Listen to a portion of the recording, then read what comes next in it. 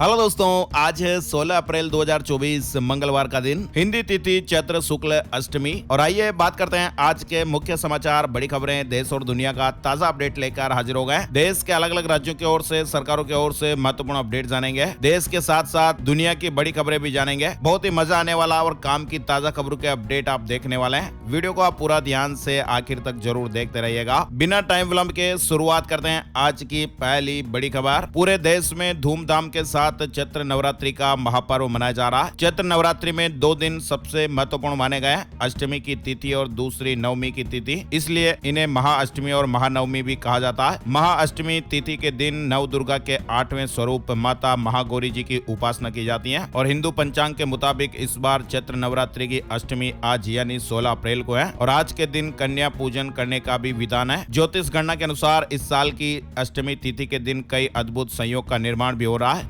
महाअष्टमी पर 2 महासंयोग भी बन रहे हैं। माँ दुर्गा का इन राशि वालों को विशेष आशीर्वाद प्राप्त होगा। आज रवि और सर्वार्थ सिद्धि योग का महासंयोग है। 5 राशि वालों के लिए ये महाअष्टमी का पर्व बड़ी खुशखबरियां लेकर आया है। ये 5 राशि है, मीन राशि, मकर राशि, कन्या राशि, कर्क राशि और वृषभ राशि के जातकों के लिए बहुत ही ज्यादा महाअष्टमी का पर्व शुभ रहने वाला है। इन 5 राशि वालों की किस्मत चमक सकती है और इनकी मनोकामनाएं भी जरूर पूरी होगी। वही दोस्तों आपको बता दें, आज 16 अप्रैल को अष्टमी है और 17 अप्रैल को रामनवमी के दिन कन्या पूजन करके आप नवरात्रि के व्रत का समापन भी कर सकते हैं। माता रानी को भोग लगाने और कन्या पूजन के लिए मीठे में हलवे के साथ ही गुड़ की खीर का भोग भी आप लगा सकते हैं। साथ ही आप स्वादिष्ट मालपुआ भी बना सकते हैं। आज नव दुर्गा के 8वें स्वरूप माता महागौरी जी की उपासना होगी। हम माता रानी महागौरी से यही प्रार्थना करते हैं कि जो भी दर्शक हमारे इस वीडियो को देख रहे हैं उन पर कृपा बरसाएं। माता रानी के लिए इस वीडियो पर एक लाइक का और शेयर का बटन जरूर दबाइएगा। दोस्तों खबरों की शुरुआत करते हैं पहली बड़ी अपडेट खबर के साथ। चुनाव आयोग ने लोकसभा चुनाव से पहले यानी 1 मार्च से 13 अप्रैल तक चेकिंग के दौरान देश भर में 4,658 करोड़ रुपए से ज्यादा जब्त किए हैं। इनमें कैश, सोना चांदी, शराब, ड्रग्स और कीमती सामान भी शामिल है। यानी लोकसभा चुनाव के 75 साल के इतिहास में यह अब तक की सबसे बड़ी जब्ती हुई है। आयोग ने 2019 के लोकसभा चुनाव के दौरान 3,475 करोड़ रुपए सीज किए थे, है ना। और आगे बढ़ते दोस्तों, बड़ी खबर आ रही है। ईरान के इजराइल पर हमले के बाद मध्य पूर्व में तनाव गहरा गया है। ईरान ने शनिवार रविवार देर रात इजराइल पर 300 से ज्यादा ड्रोन और मिसाइलों से हमले किए थे। ईरान और इजराइल की इस लड़ाई ने दुनिया को एक बार फिर से 2 धड़ों में बांट दिया है। रूस के राष्ट्रपति व्लादिमीर पुतिन ने अमेरिका को चेतावनी दी है और कहा कि वह ईरान और इजराइल मामलों में दखल ना दें। पुतिन ने कहा कि अगर ईरान पर इजराइल के काउंटर अटैक में अमेरिका शामिल होता है या फिर किसी तरह से अगर अमेरिका मदद करता है तो हम हाथ पर हाथ रखकर नहीं बैठेंगे और हम खुलकर ईरान के समर्थन में खड़े हो जाएंगे। इससे पहले रूस ने ईरान और इजराइल दोनों से संयम बरतने की अपील की थी। फिलहाल माहौल तनावपूर्ण है। बताया जा रहा है कि सऊदी और गल्फ देशों को ईरान के हमले की जानकारी पहले से ही थी। यानी इस वक्त ईरान और इजराइल आमने सामने है। दोनों देशों के बीच बढ़ा हुआ ये तनाव दुनिया में एक और युद्ध की आहट दे रहा है। आज ईरान और इजराइल भले ही आमने सामने है, लेकिन ये भी कभी दोस्त हुआ करते थे। इजराइल के खिलाफ ईरान की जंग आसान नहीं है। खिलाफ में कैसे एक हो गए 6 मुस्लिम मुल्क और 16 देश टेंशन में है। यानी ईरान के हमले के बाद अमेरिका, ब्रिटेन समेत दुनिया भर के जो देश हैं वो इजराइल को जवाबी हमला नहीं करने की हिदायत दे रहे हैं। जब ईरान ने इजराइल पर 300 से ज्यादा मिसाइल और ड्रोन से हमले किए तब अमेरिका ने Iraq, Jordan, Kuwait, Qatar, Saudi Arabia, संयुक्त अरब अमीरात से anti missile defence system launch करके ईरानी मंसूबों को मटियामेट कर दिया। यानी अमेरिका समेत इजराइल को पहले ये भनक लग गई थी कि ईरान हमला करने वाला है और उससे हमले को कंट्रोल कर लिया गया, मिसाइलों को ध्वस्त कर दिया गया। माहौल फिलहाल तनावपूर्ण चल रहा है, लेकिन इसी बीच खबरें यह भी आ रही है कि मिडिल ईस्ट में तनाव के चलते इंटरनेशनल ऑयल मार्केट में क्रूड ऑयल की कीमतें बढ़ सकती हैं और अगर ऐसा होता है तो निश्चित रूप से आपकी जेब पर भी असर पड़ सकता है। तेल के रेट बढ़ जाएंगे। दुनिया के 20% तेल सप्लाई रूट पर ईरानी मिसाइलें तैनात। तनाव के चलते क्रूड 15% महंगा हो गया। यानी वैश्विक स्तर पर बढ़ते हुए तनाव को देखते हुए तीसरे विश्व युद्ध की आशंकाएं भी एक बार फिर बल पकड़ रही हैं। शेयर मार्केट पर भी ईरान और इजराइल टेंशन का असर देखने को मिला है। सेंसेक्स के 30 शेयरों में से 27 में गिरावट देखने को मिली। केवल 3 शेयरों में तेजी देखने को मिली। सेंसेक्स 845 अंक गिर गया। निफ्टी भी 246 अंक टूट गया और ऐसा बताया जा रहा कि ईरान और इजराइल तनाव से शेयर मार्केट धड़ाम हुआ। 15 मिनट में 8 लाख करोड़ रुपए सुहा नुकसान हो गया। ईरान और इजराइल के बीच चल रही इस तनातनी के बीच सोमवार को शेयर बाजार में बड़ी गिरावट देखने को मिली है। आगे बढ़ते दोस्तों, बड़ी खबर है। मेरे फैसले किसी को डराने या दबाने के लिए नहीं है, मेरे निर्णय देश के लिए हैं, पीएम मोदी ने कहा है। पीएम मोदी ने एक्सक्लूसिव इंटरव्यू में देश के लिए बीजेपी के प्लान 2047 पर चर्चा की। 2024 के इस चुनाव को पीएम मोदी ने देश के लिए उत्सव और अवसर अवसर करार दिया है। सरकार के 10 साल के कार्यकाल पर भी पीएम मोदी ने बातचीत की। कोरोना काल के 2 साल का भी जिक्र किया। पीएम मोदी ने कहा कि ईवीएम का बहाना नाच न जाने आंगन टेढ़ा, भ्रष्टाचार ने देश को तबाह किया है। पीएम मोदी ने कहा कि मेरे फैसले किसी को डराने के लिए नहीं है। पीएम मोदी ने कहा कि राम मंदिर विपक्ष के लिए राजनीतिक हथियार था,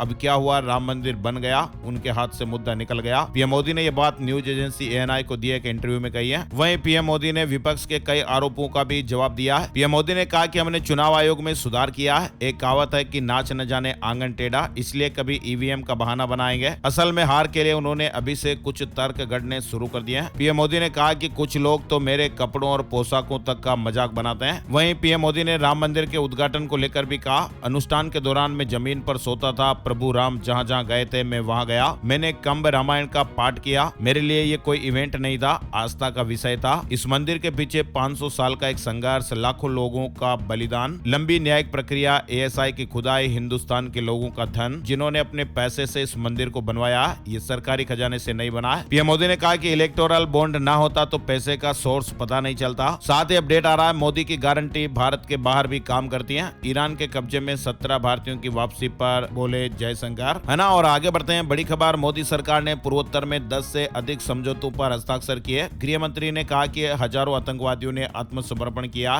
भाजपा के स्टार प्रचारक रक्षा मंत्री राजनाथ सिंह सोमवार को जम्मू संभाग के जिला कठुआ पहुंचे। केंद्रीय रक्षा मंत्री राजनाथ सिंह ने कहा कि अगर उनकी सरकार बनती है तो डंके की चोट पर समान नागरिक संहिता लागू की जाएगी। दिल्ली से जुड़ी बड़ी खबर, कोरोना में करोड़ों का घोटाला, दिल्ली में मेडिकल उपकरणों की खरीद में फर्जीवाड़ा, निजी कंपनियों को लाभ पहुंचाया गया। राजधानी में मेडिकल उपकरणों की खरीद में बड़े स्तर पर भ्रष्टाचार का मामला सामने आया है और इस संबंध में सतर्कता निदेशालय ने दिल्ली सरकार के स्वास्थ्य मंत्री के ओएसडी को नोटिस जारी किया गया है। ट्रायल कोर्ट ने केजरीवाल की कस्टडी 23 अप्रैल तक बढ़ाई है। सुप्रीम कोर्ट ने गिरफ्तारी के खिलाफ अर्जी नहीं सुनी और कहा कि 29 अप्रैल से पहले तारीख नहीं, यानी शराब नीति घोटाले में तिहाड़ जेल में बंद दिल्ली के मुख्यमंत्री अरविंद केजरीवाल को सुप्रीम कोर्ट से राहत नहीं मिली है। सुप्रीम कोर्ट ने रविवार को कहा कि हम मामले की सुनवाई इस महीने यानी अप्रैल के आखिरी हफ्ते में करेंगे। वहीं राउच एवेन्यू कोर्ट ने अरविंद केजरीवाल की न्यायिक हिरासत को 23 अप्रैल तक बढ़ा दिया। जेल से ही चलेगी दिल्ली सरकार, अब हर दिन 2 मंत्रियों से मिलेंगे सीएम अरविंद केजरीवाल। राज्यसभा सांसद संदीप पाठक ने कहा, हर हफ्ते 2 मंत्री सीएम से मुलाकात करेंगे। वहीं दिल्ली के तथाकथित शराब घोटाले में ईडी की ओर से एक और गिरफ्तारी किए जाने का मामला सामने आया है। ईडी ने मामले में चरणप्रीत सिंह को अरेस्ट किया। पंजाब के मुख्यमंत्री ने तिहाड़ में केजरीवाल से मुलाकात की है। आधे घंटे तक मीटिंग हुई। बाहर आकर कहा कि उन्हें ऐसे ट्रीट कर रहे हैं जैसे वे आतंकवादी हों। प्रियंका गांधी ने कहा, हमारे परिवार ने देश के लिए खून दिया। उत्तराखंड में कहा, ये हमारी देशभक्ति को समझ नहीं सकते, हम अग्निवीर योजना को खत्म करेंगे, है ना। आगे बढ़ते हैं, बड़ी खबर, इनकम टैक्स विभाग ने सख्ती की है, यानी आयकर विभाग का बड़ा एक्शन हुआ।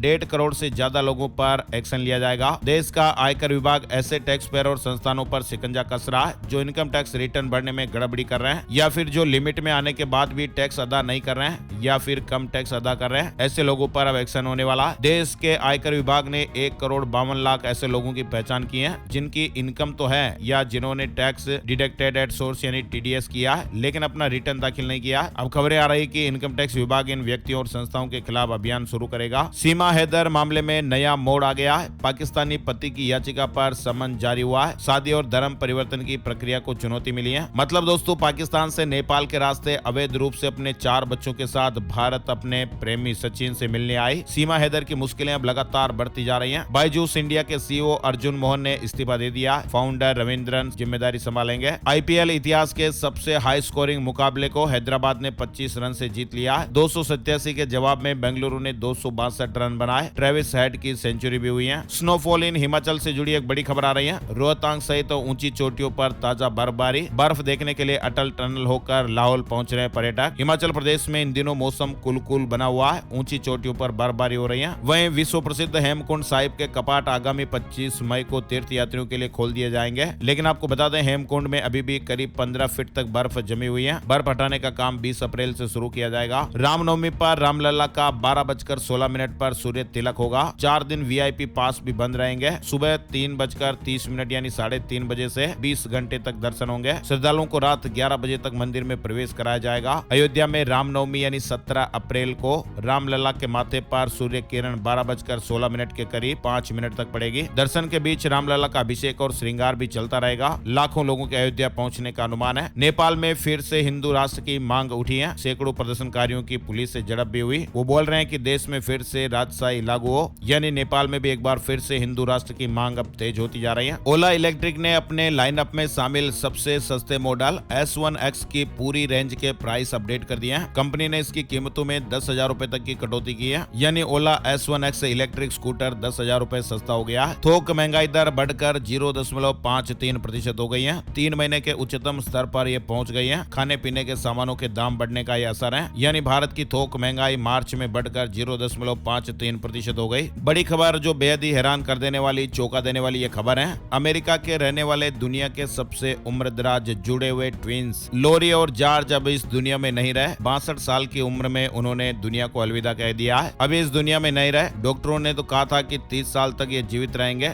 लेकिन 62 साल की उम्र में इन्होंने आखिरी सांस ली है। दुनिया के सबसे उम्रदराज जुड़े हुए ट्विंस हैं जो अब दुनिया में नहीं रहे। ट्विटर ने फरवरी और मार्च में 2 लाख इंडियन अकाउंट को बैन किया है। पॉलिसियों का उल्लंघन कर रहे थे। चंडीगढ़ में कांग्रेस पार्टी में बवाल मच गया। पार्टी के 50 नेताओं ने अपने पद से इस्तीफा दे दिया। नेताओं का कहना है कि अगर लकी कांग्रेस के अध्यक्ष रहेंगे तो वह पार्टी उम्मीदवार मनीष तिवारी के लिए काम नहीं करेंगे। मनीष तिवारी के उम्मीदवार घोषित होने के बाद कांग्रेस में बवाल मचा। 50 नेताओं ने अपने पद से इस्तीफा दे दिया। एप्पल को पीछे छोड़ अब ये कंपनी बनी दुनिया का सबसे बड़ा स्मार्टफोन ब्रांड। मतलब दोस्तों, कुछ समय पहले तक एप्पल दुनिया की सबसे बड़ी स्मार्टफोन ब्रांड कंपनी हुआ करती थी, लेकिन अब ऐसा नहीं रहा। ये ताज किसी और कंपनी के पास आ गया और ये कंपनी है सैमसंग, जो अब दुनिया की सबसे बड़ी स्मार्टफोन ब्रांड कंपनी बन गई है। अफगानिस्तान में बाढ़ से भारी तबाही देखने को मिली है। 33 लोगों की जानें चली गई, 600 घर तबाह हो गए। मणिपुर के इम्फाल में अमित शाह ने एक सार्वजनिक रैली को संबोधित किया है और इस दौरान अमित शाह ने कहा कि हम मणिपुर को टूटने नहीं देंगे। उन्होंने कहा कि पीएम मोदी का यह मानना है कि पूर्वोत्तर आगे बढ़ेगा तो देश आगे बढ़ेगा। भारत विकसित तब बनेगा जब मणिपुर विकसित होगा। लोन लेने वालों के लिए बड़ी खबर आई है। बैंक अब आपको देंगे ये एक जरूरी डॉक्यूमेंट। RBI की नई गाइडलाइन आई है। रिजर्व बैंक ने सोमवार को कहा कि बैंकों और NBFC यानी गैर बैंकिंग वित्तीय कंपनियों को 1 अक्टूबर से ही खुदरा और MSME लोन के लिए लोन लेने वाले को ब्याज और अन्य लागत समेत ऋण समझौते के बारे में सभी जानकारी की फैक्ट स्टेटमेंट यानी KFS के रूप में देनी होगी। बड़ी खबर उत्तर प्रदेश से आ रही है। योगी सरकार का बड़ा फैसला, वीडियो कॉन्फ्रेंसिंग के माध्यम से दर्ज होंगे पुलिस कर्मियों के बयान। दरअसल यूपी में योगी सरकार ने बड़ा फैसला लिया है और इस फैसले में पुलिस कर्मचारियों के बयान अब वीडियो कॉन्फ्रेंसिंग से दर्ज किए जाएंगे। DGP प्रशांत कुमार जी ने इस संबंध में आदेश भी जारी कर दिया है, यानी अब इस फैसले से पुलिस कर्मियों के बयान अब वीडियो कॉन्फ्रेंसिंग से दर्ज किए जाएंगे। पुलिस कर्मियों को इससे कई प्रकार से राहत मिलेगी और ये योगी सरकार का जो फैसला है वो पुलिस कर्मियों के लिए काफी फायदेमंद भी साबित होगा, क्योंकि पहले बयान दर्ज कराने के लिए काफी दूर तक का सफर करना पड़ता था। ऐसे में अब काफी समय और संसाधन की बचत होगी। दान या उपहार में मिली जमीन को लेकर हाईकोर्ट का बड़ा आदेश। स्टाम्प शुल्क को लेकर ये बात कही। इलाहाबाद हाईकोर्ट ने एक आदेश में कहा कि दान में मिली जमीन का स्टाम्प शुल्क बाजार दर से नहीं लिया जा सकता। कोर्ट ने स्टाम्प वसूली के आदेश को रद्द कर दिया और वसूल की गई अधिक राशि वापसी के आदेश दिए। दिल्ली एयरपोर्ट दुनिया के टॉप 10 सबसे व्यस्त हवाई अड्डों में शामिल हो गया है। दिल्ली एयरपोर्ट 2023 के लिए दुनिया के सबसे 10 व्यस्त हवाई अड्डों की सूची में शामिल हुआ है। बड़ी खबर आ रही है दोस्तों स्मार्टफोन से जुड़ी हुई। स्मार्टफोन हमारे लाइफ का एक महत्वपूर्ण हिस्सा बन चुका है। पहले के समय में फोन से लिमिटेड काम ही हो पाते थे, लेकिन जब से फोन के साथ में स्मार्ट शब्द जुड़ा तब से इसकी परिभाषा ही बदल गई। यानी दिन भर में अधिकतर काम हमारे ऐसे होते हैं जो बिना फोन के हो ही नहीं सकते। लेकिन आपको बता दें, वर्तमान समय में जिस तरह से टेक्नोलॉजी विस्तार कर रही है उसको देखकर अब ये लग रहा है और ऐसी खबरें आ रही है कि स्मार्टफोन का रिप्लेसमेंट अब दूर नहीं। कई सारी ऐसी नई नई टेक्नोलॉजियां आने वाली हैं जो स्मार्टफोन की जरूरत को खत्म करने की ओर इशारा कर रही हैं। चार्ज शीट रद्द होने के आधार पर खारिज नहीं हो सकता घरेलू हिंसा का केस। हाईकोर्ट ने इसे भी दीवानी केस कहा है। बड़ी खबर है, दुनिया की सबसे जानलेवा बीमारियों की फहरिस्त में मीजल्स का नाम भी आता है, जिसे हम बोलचाल की भाषा में खसरा कहते हैं। ये एक वायरल बीमारी है जो रूबियोला वायरस की वजह से होती है। दरअसल एक बार फिर से अमेरिका में मीजल्स की वापसी हो चुकी है और अमेरिका के लिए चिंता का सबब बन रहा है। बड़ी खबर आ रही है, एक ही बैंक में अगर आपके 2 से अधिक बैंक खाते हैं और अगर बैंक डूब जाता है तो आपको कितने रुपए वापस मिलेंगे। यानी एक ही बैंक के अलग अलग शाखाओं में 1 से अधिक बैंक अकाउंट अगर आपने ओपन करवाए हुए हैं और उसमें आपने बैलेंस रखा हुआ है और अगर किसी कारणवश आपका बैंक डूब जाता है तो फिर आपको बता दें, बैंक डूबने पर आपको सिर्फ और सिर्फ 5 लाख रुपए रुपए की रकम ही वापस मिलेगी। अगर आपने एक ही बैंक के अलग अलग शाखा में 5 लाख से अधिक रुपए जमा किए हैं तो भी आपको 5 लाख रुपए का ही क्लेम मिलेगा। यानी डिपॉजिट बीमा कवर को लेकर जो 5 लाख रुपए उसका ही बेनिफिट आपको मिलता है। बाकी के जो रुपए हैं वो आपका बैंक जैसे ही बंद होगा, डूब जाएगा, तो आपके पैसे भी डूब सकते हैं। बड़ी खबर है, अमरनाथ यात्रा 29 जून से शुरू होगी, लेकिन रजिस्ट्रेशन अभी से ही शुरू हो गए। 19 अगस्त तक यात्रा चलेगी। 13 से लेकर 70 साल की उम्र वाले जा सकते हैं। मेडिकल सर्टिफिकेट जरूरी होगा। 4 धाम यात्रा में पहले ही दिन रिकॉर्ड 2 लाख रजिस्ट्रेशन हो गए। केदारनाथ धाम में सबसे ज्यादा दर्शन होंगे। वहीं आपको बता दें, मौसम से जुड़े अलर्ट भी सामने आ रहे हैं। चढ़ती गर्मी के एहसास के बीच मौसम विभाग ने मानसून का पूर्वानुमान जारी करके सुखद संकेत दिए हैं। मौसम वैज्ञानिकों ने कहा कि इस साल मानसून में सामान्य से अधिक बरसात की उम्मीद है। मौसम विभाग ने अनुमान लगाया कि मानसून सामान्य से बेहतर रहेगा। राजस्थान, मध्य प्रदेश समेत 20 राज्यों में अच्छी बारिश होगी। उड़ीसा में कम बरसात के आसार हैं। इससे पहले 9 मार्च को प्राइवेट वेदर एजेंसी स्काईमेट ने भी सामान्य मानसून का अनुमान जारी किया था। भारत में आमतौर पर मानसून 1 जून के आसपास केरल के रास्ते आता है और 4 महीने की बरसात के बाद यानी सितंबर के अंत में राजस्थान के रास्ते इसकी वापसी होती है। 20 राज्यों में सामान्य से ज्यादा बारिश का अनुमान, 4 राज्यों में सामान्य बारिश का अनुमान और 6 राज्यों में सामान्य से कम बारिश का अनुमान है। स्क्रीन पर अपडेट आप देख सकते हैं। राजस्थान के 28 जिलों में भी इस साल मानसून अच्छा रहेगा। 1 से अधिक पीएफ अकाउंट को मर्ज करना आसान हो गया है। मध्य प्रदेश में भी इस बार पिछले साल से ज्यादा बारिश होगी। सामान्य से 6% ज्यादा पानी गिरेगा, मौसम विभाग ने अनुमान लगाया। हिमाचल प्रदेश में भारी बारिश और तूफान का रेड अलर्ट है। रोहतांग, लाहौल में हिमपात हो सकता है। अन्य क्षेत्रों में भी बारिश के पूर्वानुमान है। हरियाणा में आज 2 घंटे देरी से खुलेंगे स्कूल। दुर्गाष्टमी के कारण समय में यह बदलाव हुआ है। सुबह 10 बजे से दोपहर 2:30 बजे तक पढ़ाई होगी। हरियाणा के सभी स्कूलों में 1 दिन के लिए समय में यह बदलाव हुआ है। आज 16 अप्रैल को विद्यालय 2 घंटे देरी से खुलेंगे। हाउस टैक्स जमा करने के लिए लाइन लगी। नगर निगम 30 जून तक हाउस टैक्स जमा करने वालों को 15% की छूट दे रहा है। यूपी लखनऊ से जुड़ी खबर है। छत्तीसगढ़ रायपुर से जुड़ी खबर। रायपुर एयरपोर्ट पर अब 1 मिनट में होगी सिक्योरिटी चेकिंग। डीजी यात्रा ऐप का ट्रायल शुरू हो चुका है। उगते सूर्य को अर्घ्य और 36 घंटे का निर्जला उपवास खत्म हो गया। चैती छठ के आखिरी दिन पटना के गंगा घाटों पर श्रद्धालुओं की भीड़ उमड़ी। सीबीएसई स्कूलों में लंच ब्रेक के अलावा मिलेगा स्नैक्स ब्रेक। बिहार से जुड़ा अपडेट आ रहा है। नई शिक्षा नीति के तहत क्लास 6 के लिए ब्रिज कोर्स जारी हुआ है। बोर्ड ने स्कूलों को लिंक भी भेज दिया है। हाई कोर्ट से एनवीडीए को बड़ा झटका लगा। अब 36 अपील एक साथ खारिज। देना होगा 8 लाख प्रति हेक्टेयर मुआवजा। मध्य प्रदेश से जुड़ी खबर है। मध्य प्रदेश के सरकारी कर्मचारियों को बकाया 4% डीए का इंतजार। लोकसभा चुनाव के बाद पिछला बकाया मिलने को लेकर कर्मचारियों में चिंताएं हैं। वहीं हरियाणा से जुड़ी एक बड़ी खबर है। स्कूल संचालक और आरटीए आमने सामने। 3 दिवसीय हड़ताल शुरू हो गई है। इंदौर में पतंजलि के बिस्किट में कम निकला वजन। 1,40,000 रुपए जुर्माना लगा। डी मार्ट से 800 ग्राम का पैकेट खरीदा था। रियलमी पी सीरीज 15,999 की शुरुआती कीमत पर लॉन्च हो गया। किस्मत हो तो ऐसी। 73 साल की महिला ने लॉटरी में जीता 31 करोड़ रुपए का घर। स्कूल में खाना बनाती थी, लेकिन अब एक ही झटके में ये करोड़पति बन गई है। वहीं बड़ी खबर है, बीजेडी के पूर्व सांसद प्रभास कुमार सिंह भाजपा में शामिल हो गए। देश की सबसे बड़ी EV charging company Tata power बन गई है। 530 शहरों में नेटवर्क फैलाया गया है। काम अभी भी जारी है। छत्तीसगढ़ में लोकसभा चुनाव से पहले फोर्स को बड़ी सफलता मिली है। हिंसा का रास्ता छोड़ 26 नक्सलियों का सरेंडर हो गया है। खाटू श्याम भक्तों के लिए गुड न्यूज आ रही है। IRCTC भारत गौरव पर्यटक ट्रेन चलाएगा। टेस्ला कंपनी ने वैश्विक स्तर पर 10% छटनी का फैसला लिया है। इलेक्ट्रिक व्हीकल मांग कम होने पर यह बड़ी कार्रवाई हुई। वहीं राजस्थान प्रदेश में स्वाइन फ्लू का कहर देखने को मिल रहा है। राजस्थान में स्वाइन फ्लू के चलते मरीजों की संख्या बढ़ रही है। और अब चलते चलते बात कर लेते हैं gold price today, silver price today, सोने चांदी के भाव। सोमवार सुबह सोना 72,737 रुपए प्रति 10 ग्राम पर रहा। चांदी का भाव 83,506 रुपए प्रति किलोग्राम पर रहा। तो दोस्तों, आज के मुख्य समाचार, बड़ी खबरें, हेडलाइंस और सुर्खियां अपडेट में फिलहाल बस इतनी खबरें। ये वीडियो आपको कैसा लगा कमेंट करके जरूर बताइएगा। और हाँ, हमारी टीम की मेहनत और मोटिवेशन के लिए इस वीडियो को आप ज्यादा से ज्यादा फेसबुक और व्हाट्सएप पर प्लीज शेयर भी कीजिएगा। दोस्तों के साथ, जान पहचान वालों के साथ शेयर कीजिएगा, ताकि आप और हम ऐसे ही काम की खबरों के अपडेट रोज देखते रहें। एक और नई जानकारी, नए टॉपिक, नए वीडियो में फिर मिलेंगे। तब तक के लिए जय श्री राम, जय हनुमान।